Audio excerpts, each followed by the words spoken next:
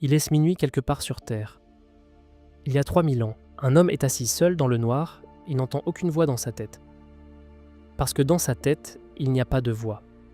Il y a autre chose, ce qu'il appelle Apollon, ou Athéna, ou la voix d'un dieu, littéralement posée dans son crâne, lui dictant quoi faire.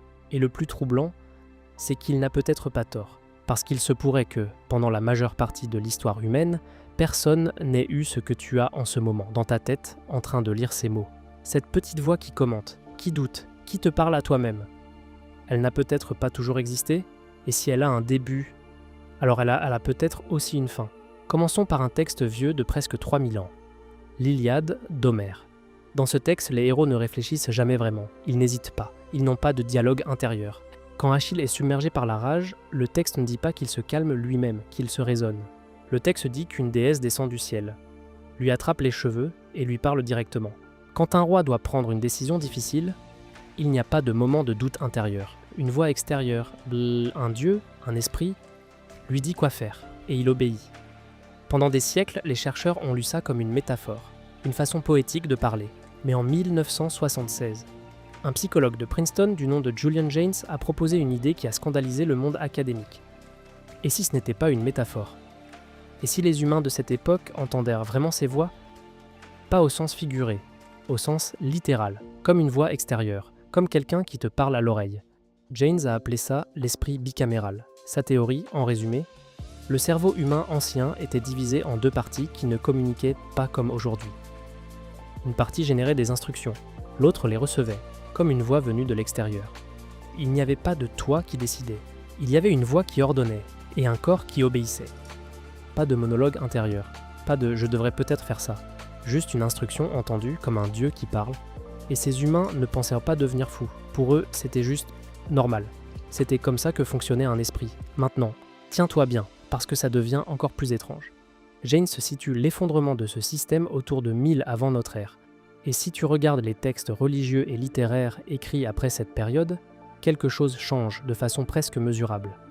Dans l'Odyssée, écrite après l'Iliade, les personnages commencent à hésiter, à douter, à se parler intérieurement pour la première fois dans la littérature occidentale.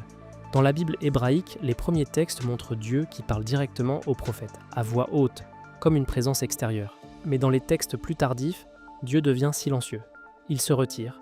Il faut désormais le chercher, l'interpréter, le deviner.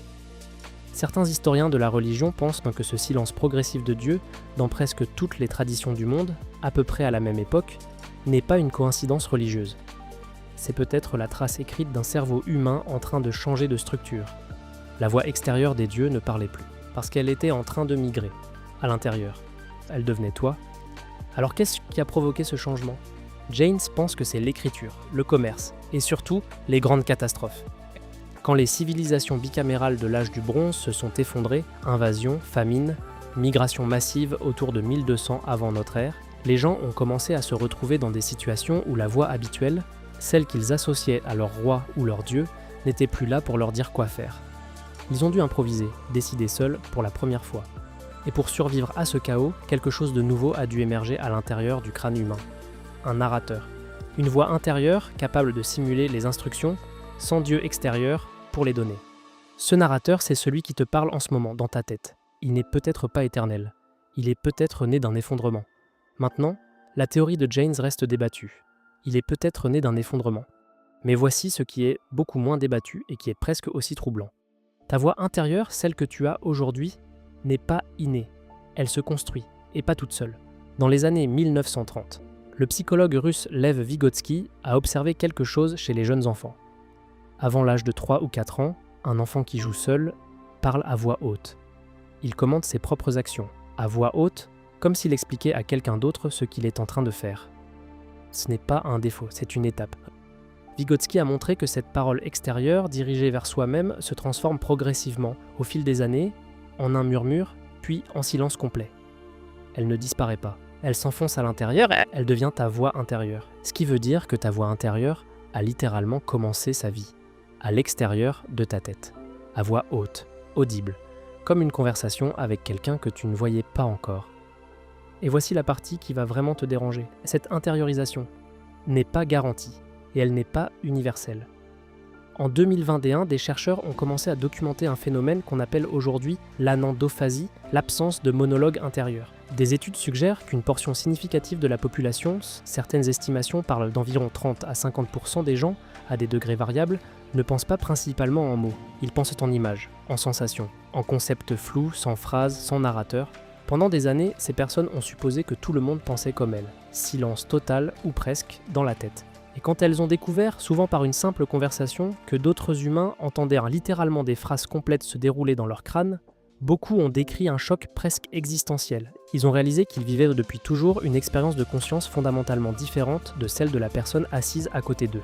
Alors repose-toi la question, cette voix qui commande ta vie en ce moment, qui juge, qui doute, qui répète tes conversations de la veille en boucle à 2h du matin, est-ce vraiment toi ? Ou est-ce un narrateur relativement récent, construit pièce par pièce dans ton enfance, hérité d'un effondrement civilisationnel vieux de 3000 ans, que ton espèce a développé pour survivre à un monde où plus personne ne lui disait quoi faire? Un narrateur que des millions d'humains, aujourd'hui même, n'ont tout simplement jamais eu. Peut-être que la vraie question n'est pas de savoir pourquoi tu entends une voix dans ta tête. La vraie question, c'est qui parlait avant elle?